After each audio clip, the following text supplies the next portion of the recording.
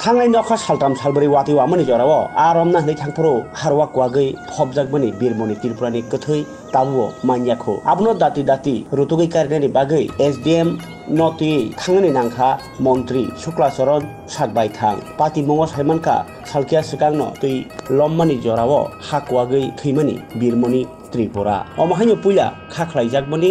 लुखुनि बरनि बखाकै थैजानाय बिरमनि त्रिपुरानि न जलाइबारि विधानसभा केन्द्रनि कवाइफांनि श्रीकान्त बारि खाइयाराम पाराव बिरमनि त्रिपुरा खरकसा हुबा खानि दंमनि फेबा सालकिया सिगांनो वातै तैलम्मानि जराव बबिनि खेतरक नायतै आरमना थांमनि फेबा आ जरानो हाक्वागै ब फबजाक थांमनि हनै खाख्लायका लुकुरक अ कक्टमा मानिनो चुगिया नुखुंनि सामो बाजाय जुदा जुदा चामुं मानिरकबो याफ्रि लेखा जलाइबारि आइपिएफ नि आदंरक आबनो कारिबो बिरमनि त्रिपुरानि नुखुंनि अमाहाय चुगियानि टंखालंनि कखना ओइ मन्त्रि शुक्लाचरण दागिवि रेखा जे खान्दिर बाजार महकुमानि नायकलफां ताई साउथ डिस्ट्रिक्ट नि पुलिस सुपारनति तिनि अ बलं खासु कुचु खासेल जत याकुं बारिनो 7 किलोमीटर हाय याकुं बाय हिमै ब थांका बिरमनि त्रिपुरानि नग कक साइका नुखुंनि बररक बाय आमबाय बाक्सनो एसडीएम नो दागि मुंरखा हाफांनि चुबासु जे टंमनि बेबांनो बरनो रथानि बियाल इंया इंनातै खायै रेनानि इंथुं हनै आबनो लनो बिरमनि नुकनि गानाव जे हाक्वागजाक आमसायरक नायखा मन्त्रि आबो नायमनि यागुलो हाक्वागजाक रनो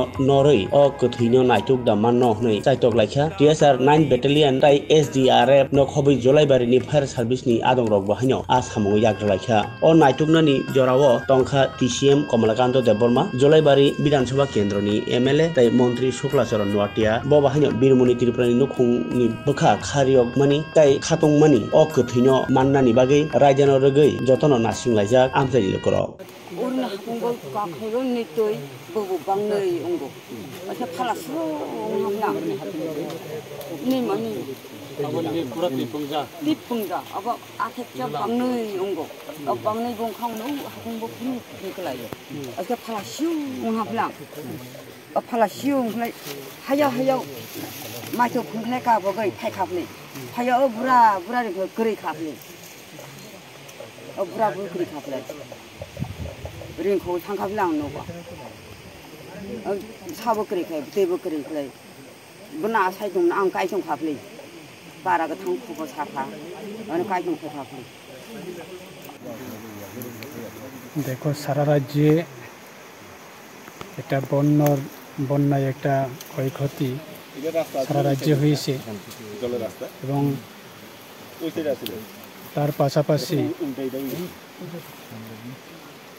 গত 20 তারিখ থেকে না 20 তারিখ খুব ভারী বৃষ্টির সময় এক পরিবারের বীরমণি ত্রিপুরা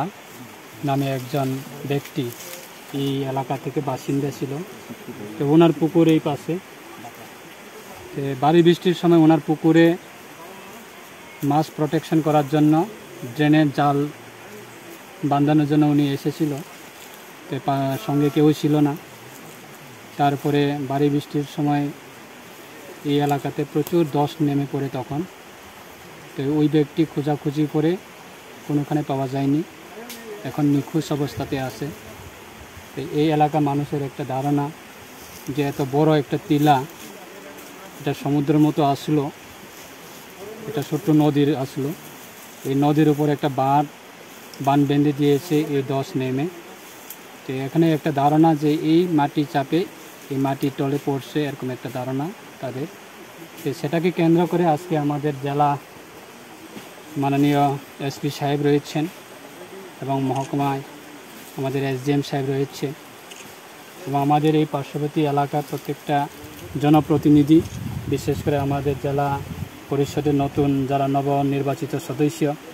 তারাও রয়েছে আমার সঙ্গে এবং আমাদের জলাইবাড়ি মণ্ডল কমিটি অনেকে রয়েছে এবং এই এলাকাবাসী যারা বসবাসকারী তাদেরকে সঙ্গে নিয়ে আজকে আমরা এই স্পট এটা ভিজিট করার জন্য আমরা এসেছি যে জায়গাতে ধস নেমে পড়েছে বা যে জায়গাতে উনি এসেছে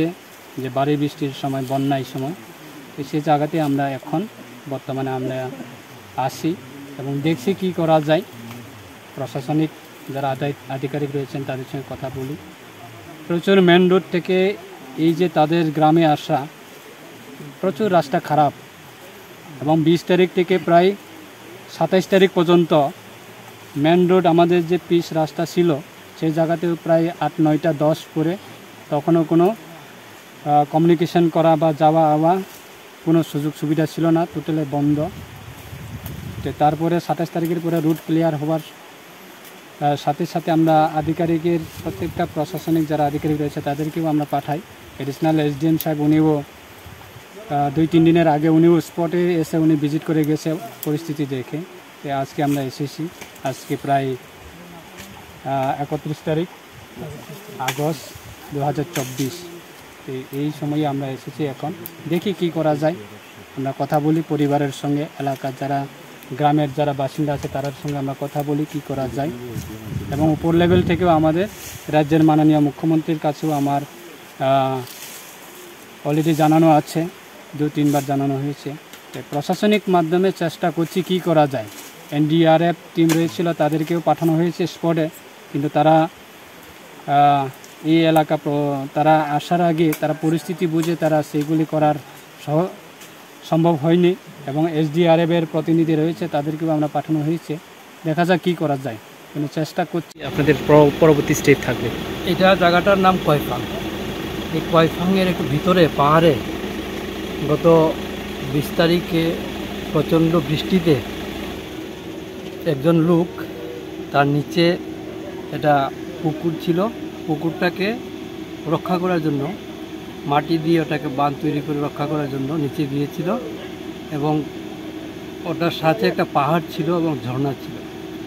সম্ভবত সে বাঁশ কাটতে গিয়েছিল, সেখানে হঠাৎ করে উপর থেকে ধস নেমে আসে, ধসের নিচে চাপা পড়ে নিচে চলে যায়। এবং আমরা আজকে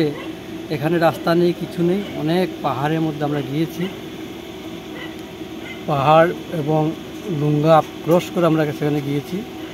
গিয়ে দেখলাম এখানে বিশাল ধস নেমেছে, বিশাল পরিমাণ ধস। এখন সেখানে আমরা মিনিস্টার সাহেব ছিলেন সুব্রত নাতিয়া মহোদয়, এসডিএম শান্তিবাজার,